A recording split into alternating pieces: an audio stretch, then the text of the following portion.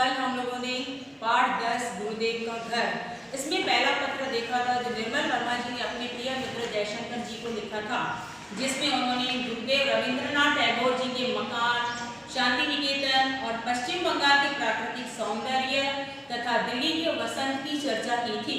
अब उसके बाद उन्होंने कुछ समय के पश्चात दूसरा पत्र लिखा। जब उनको दूसरा पत्र मिला तो यह देखकर उनको काफी प्रसन्नता हुई, क्योंकि दूसरे पत्र में उन्होंने यह लिखा था कि प्रत्येक व्यक्ति को दूसरे पर निर्भर नहीं होना चाहिए, अपने काम खुद करना चाहिए, स्वावलंबी बनना चाहिए। अध्ययन एवं लेखन को साथ ही संबल अपनी ताकत बनाने की भी प्रेरणा उन्होंने इस पत्र के द्वारा दी हुई है। अब दूसरे पत्र में उन्होंने यह बताया कि बहुत बार उनको साहित्य सम्मेलन में वक्तव्य यानी भाषण देना, उन्होंने जो भाषण दिया था वह ठीक लगा। उसे मैंने धीरे धीरे बीमारी के दौरान लिखा था, इसलिए उसके बारे में ज्यादा आश्वस्त नहीं था। पिछले 3-4 वर्षों से हर बार मैं अध्यक्षीय भाषण देना टालता रहा था। अब इस पत्र में उन्होंने अपनी यह व्यथा बताई है कि उनको हर बार अध्यक्षता का पद स्वीकार करने के लिए भेजा जाता था, आमंत्रण दिया जाता था, लेकिन वे अपनी सेहत की वजह से पिछले 3-4 वर्षों से इस बात को टालते रहते थे, नकारते रहते थे। वहां पर जाना उनको पसंद नहीं था। एक बार तो उस संक्षिप्त सम्मेलन व अधिवेशन का गोवा में आयोजन किया गया था, जहां मेरे जाने की उत्कट इच्छा थी, पर किन्हीं अनिवार्य कारणों से जाना नहीं हो सका। आपको और कुछ अन्य मित्रों को हिंदी भाषा और साहित्य के बारे में मेरे विचार अच्छे लगे, यह जानकर सचमुच बहुत प्रसन्नता हुई। अब उन्होंने उनको यह लिखा था कि बहुत बार उनको जब आमंत्रण मिलता था तो वे जाते नहीं थे। एक बार उन्होंने अपनी तरफ से एक छोटा सा भाषण उस अधिवेशन के लिए लिखकर भेजा था, क्योंकि वह अधिवेशन गोवा में आयोजित किया गया था। अब आपको पता है कि गोवा जो है प्राकृतिक सुंदरता के लिए काफी प्रसिद्ध है और सब लोग वहाँ पर जाने की चाहत रखते हैं। ये भी जाना चाहते थे, लेकिन कुछ जरूरी कारणों के कारण वे वहाँ पर जा नहीं पाए। लेकिन उन्होंने अपना भाषण जो था वह तैयार करके भेज दिया। अपनी इस उत्कट तीव्र इच्छा को उन्होंने भाषण के द्वारा पूरा किया। अब उनके मित्रों ने यह भाषण जब सुना तो उनकी भाषा, उनका साहित्य बहुत अच्छा लगा। ऐसे विचार उन्होंने अपने पत्र के द्वारा उनको बताए थे। यह सुनकर उनको काफी प्रसन्नता भी हुई। आपके पिछले एक पत्र में उदासी और अकेलेपन का दबा सा स्वर था, जिसने मुझे काफी परेशान किया। मैं सोचता हूँ आपको अब बहुत कुछ अपने जीवन का दूसरे पर निर्भर न रहकर स्वयं अपने काम, अध्ययन और लेखन का संबल बनाना होगा। आगे उन्होंने पत्र में यह लिखा था कि वे बार बार अपने मित्रों को पत्र लिखा करते थे। आने वाले अभी जो पत्र रिसेंट उन्होंने भेजा था उससे उनको यह पता पड़ा कि वे ये काफी उदास रहते हैं, अकेले अकेले रहते हैं, और यह स्वर उनको पत्र के माध्यम से समझ में आ गया, जिसके कारण उनके मित्र निर्मल वर्मा काफी परेशान हो गए। अब उन्होंने यह बताया, मैं सोचता हूँ, उन्होंने अपने विचार बताए थे कि इंसान को कभी भी अपने जीवन पर खुद निर्भर होना चाहिए, अपने काम खुद करना चाहिए। साथ ही अगर हम लिखने वाले लेखक हैं, अध्ययन करते हैं, तो अपने पढ़ने में, लेखन को ताकत बनाना चाहिए, क्योंकि जब आदमी किसी काम में व्यस्त रहता है तो उसका दिमाग जो है बेकार की बातों में नहीं जाता है, बुरे विचार नहीं आते हैं। तो अगर आपने भी ऐसा किया तो आपकी उदासी और अकेलापन अपने आप दूर हो जाएगा। भोपाल के मित्र अपने कामों में व्यस्त रहते हैं और यद्यपि सब आपसे बहुत स्नेह करते हैं, आपको उनसे नियमित पत्र व्यवहार की आशा नहीं करनी चाहिए। जब कभी मन उबे तो 6-8 महीने में कभी दिल्ली, कभी भोपाल कुछ दिन के लिए चले जाना चाहिए। इससे आपको परिवर्तन का थोड़ा बहुत आनंद तो मिलेगा, साथ ही यात्रा का सुख भी मिलेगा। साथ ही उन्होंने अपना यह अनुभव बताया कि उनके काफ़ी मित्र जो कुछ भोपाल में रहते हैं, कुछ दिल्ली में रहते हैं, कुछ नागपुर में रहते हैं। तो भोपाल में जो मित्र उनके रहते हैं वो काफ़ी व्यस्त रहते हैं, और इतनी व्यस्तता में किसी को इतना समय नहीं मिलता है कि हम बार बार किसी को पत्र लिखें। इसलिए 6-8 महीने में अगर आपको पत्र आता है तो भी ठीक है, अगर नहीं आता है तो आपने कुछ दिनों के लिए भोपाल की यात्रा करना चाहिए, क्योंकि यात्रा करने का अपना एक अलग ही आनंद होता है, मज़ा आता है, उसकी बातें कुछ याद रहती हैं जो दिमाग पे रह जाती हैं। इस तरह से एक तो आपको यात्रा का सुख भी मिलेगा और दूसरा आप अपने दोस्तों से मिल पाएंगे और अपनी उदासी को भी दूर कर पाएंगे। सौभाग्य से आप अपनी रुचियों में काफ़ी हद तक स्वावलंबी हैं। संगीत, पुस्तकों और कलाओं में आपकी दिलचस्पी बहुत हद तक आपके अनुभवों को एक नए क्षितिज की ओर ले जाती है, जहाँ अपना अकेलापन धुंध की तरह छितर जाता है। अब ये उनके लिए बहुत अच्छी बात है, सौभाग्य की बात है कि उनकी बहुत सारी रुचियाँ हैं, जिसमें संगीत सुनना, पुस्तकें पढ़ना, पुस्तकें लिखना, अलग अलग प्रकार की कलाएं, इन सभी से भी स्वावलंबी हैं, स्वयं पर निर्भर हैं, आत्मनिर्भर हैं।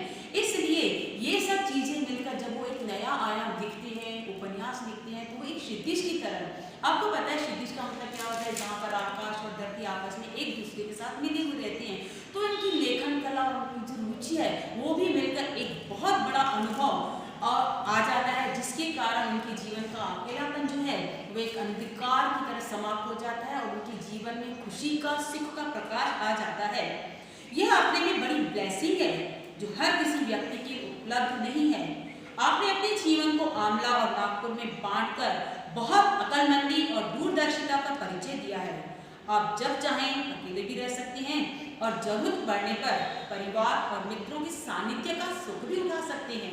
अब इस तरह से उन्होंने साथ में पत्र में उनकी यह भी प्रशंसा की है कि भाई ये बहुत ही समझदार हैं, होशियार किस्म के व्यक्ति हैं, बहुत अच्छे से लेखन करते हैं। इसलिए उन्होंने अपना जीवन एक जगह पर नहीं, कभी वो आंवला जाते हैं, कभी नागपुर जाते हैं, और ये उनकी बहुत बड़ी होशियारी और दूरदर्शिता, बहुत दूर की सोच का परिणाम है। क्योंकि जब हम अकेले रहते हैं उस समय हम कुछ समय तो अपने में मस्त रहते हैं, लेकिन जब वो समय निकल जाता है तो हमें अपने मित्रों की, दोस्तों की याद आती है। ये आपकी बहुत बड़ी होशियारी है, समझदारी का काम आपने किया हुआ है। कब जब भी चाहें आप परिवार के साथ जा सकते हैं, कभी आपकी इच्छा हो तो आप मित्रों के सानिध्य, उनके समीप जा सकते हैं। इस तरह से आपको परिवार का भी सुख मिलता है और अपने मित्रों का भी सुख मिलता है। और लेखक ने साथ में यह भी लिखा कि मैं समझता हूँ यह एक अच्छा उपाय है जब तक कि इससे कोई बेहतर विकल्प नहीं ढूंढ पाते। अब ये एक बहुत अच्छा विचार है, अच्छी बात है, एक अच्छी खोज है कि अगर हम अपने को किसी तरह से बोर होने से बचा सकते हैं तो इसके अलावा और दूसरा कोई विकल्प नहीं है कि हम अपने मन से कभी भी चाहें तो अपने दोस्तों से मिलें और कभी भी चाहें तो अपने परिवार, अपने रिश्तेदारों से भी मिल सकते हैं। मुझे खुशी है कि आप इन दिनों फ्लावेयर के पत्र पढ़ रहे हैं। रिल्के के पत्रों की तरह वे मुझे बहुत ही प्रेरणादायक लगे थे। कैसे एक व्यक्ति अपने समूचे जीवन को अपने लेखन के प्रति समर्पित कर देता है। वह सचमुच सही अर्थों में एक साधक थे। उनका जीवन ही उनका लेखन और लेखन उनका जीवन था। अब साथ में उन्होंने उनकी यह तारीफ की, प्रशंसा की।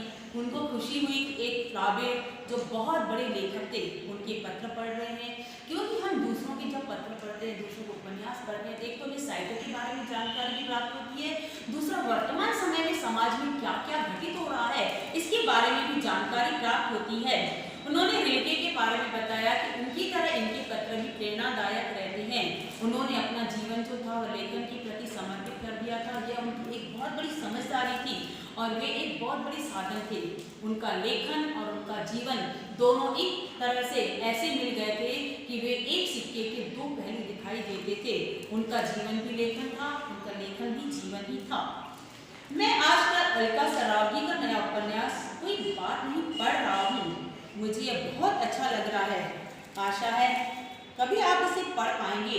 अब साथ में उन्होंने यह बताया कि ऐसे बहुत से सारे लेखक जो लिखते रहते हैं, नए नए उपन्यास आते रहते हैं, तो साहित्यकार क्या करते हैं, उनको उपन्यासों को पढ़ते हैं और उनसे समाज की प्रतिक्रिया के बारे में जानते हैं, समाज की परिस्थिति के बारे में जानते हैं। तो उन्होंने बताया कि अलका सरावगी का नया उपन्यास कोई बात नहीं वे पढ़ रहे हैं, उनको यह बहुत अच्छा लग रहा है।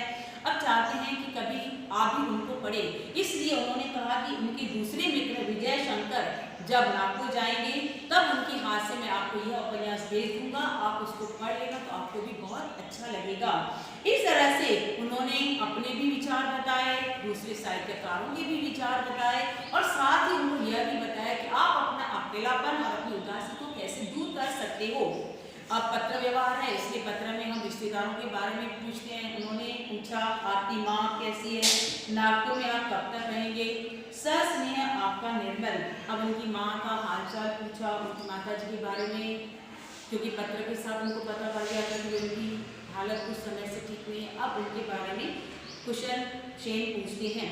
साथ में यह भी पूछा कि नागपुर में आप कब तक रहेंगे, हो सकता है अगर वो वहाँ पर आए तो उनसे मिल सकते हैं और प्यार भरा अभिवादन करके वो इस पत्र को वहीं पर ही समाप्त करते हैं।